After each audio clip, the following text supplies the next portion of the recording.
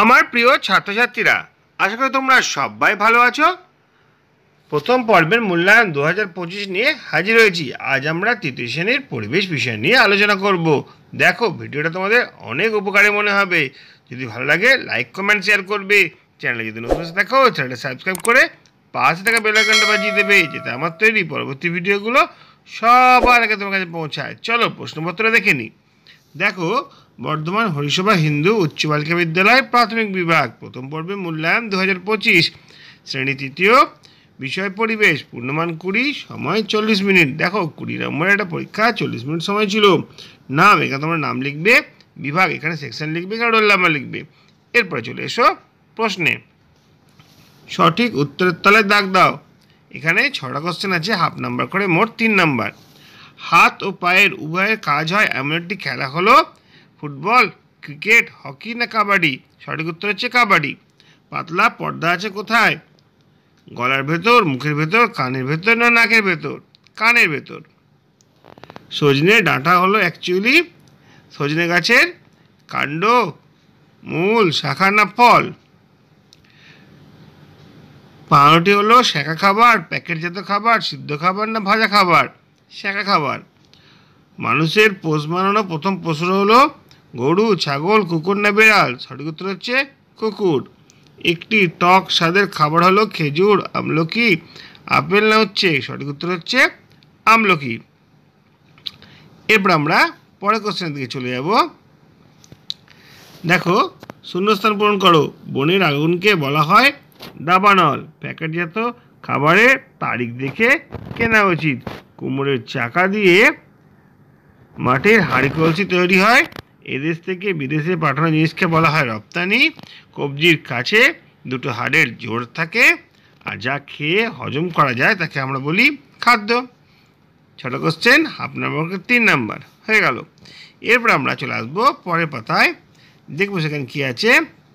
দেখো, এখানে নিচের প্রশ্নগুলো উত্তর দাও। এখানে 6টা কোশ্চেন আছে, হাফ নাম্বার করে 3 নাম্বার।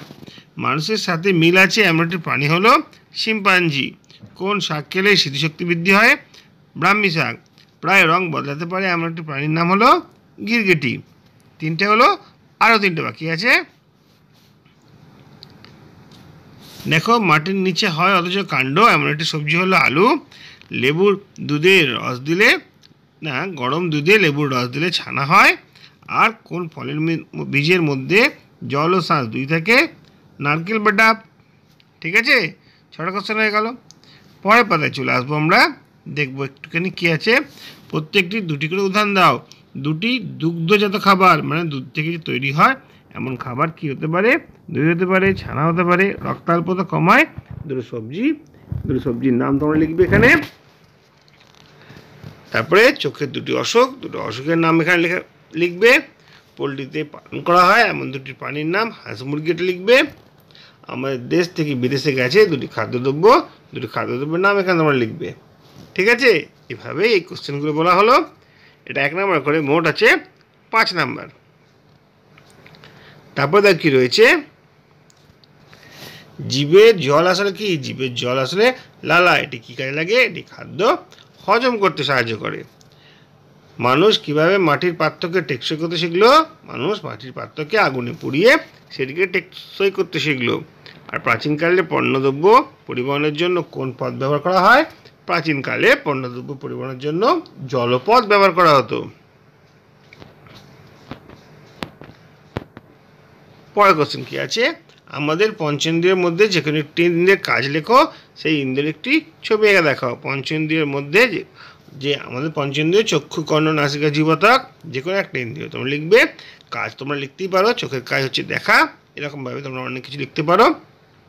আর এখানে একটা চোখের ছবি এঁকে দেবে। নাহলে যদি কান বলো, কাজ হচ্ছে শোনা, কানের ছবি এঁকে দিতে পারো। এরকমভাবে যেটা একটা তোমরা করতে পারো। দেখো, সহজভাবে আজকে পড়াটা বুঝিয়ে দিলাম। আশা করি তোমাদের অনেক কাজে আসবে। যদি ভালো লাগে লাইক কমেন্ট শেয়ার করবে। চ্যানেলে যদি নতুন থাকো, চ্যানেলে সাবস্ক্রাইব করে পাশে থাকা বেল আইকনটা বাজিয়ে দেবে, যাতে আমার তৈরি পরবর্তী ভিডিওগুলো সবার আগে তোমার কাছে পৌঁছায়। তোমরা প্রত্যেকে ভালো থাকবে।